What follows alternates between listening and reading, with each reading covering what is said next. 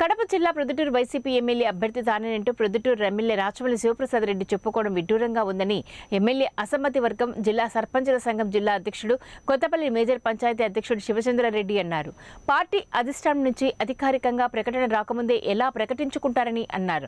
Proddatur MLA అభ్యర్థిత్వంపై ముఖ్యమంత్రి మరోసారి ఆలోచించాలని కోరారు. ప్రొద్దుటూరులో సర్వే చెప్పేస్తే ఎక్కడి పరిస్థితులు తెలుస్తుందని ప్రొద్దుటూరు ప్రజలు మార్పు కోరుకుంటున్నారని తెలిపారు. త్వరలోనే ఎన్నికల ప్రచారం ప్రారంభించబోతున్నామని శివచంద్రారెడ్డి తెలియజేశారు. మార్పు కోరుతున్నారు కనుక మార్చకుంటే ఇక్కడ నేను వైఎస్ఆర్ కుటుంబానికి అమితంగా ప్రేమించేవాని కనుక ఇక్కడ సీటు కోల్పోవాల్సింది వస్తుంది.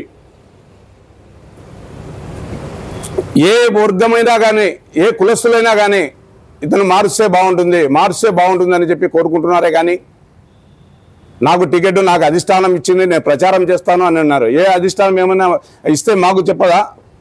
మేము నీకంటే ముందు నుంచి వైఎస్ఆర్సీపీలో ఉన్నాం, వైఎస్ఆర్ కుటుంబాన్ని నమ్ముకొని ఉన్నాం, జగన్ సార్ పార్టీ పెట్టక ముందు నుంచి మేము ఉన్నాం.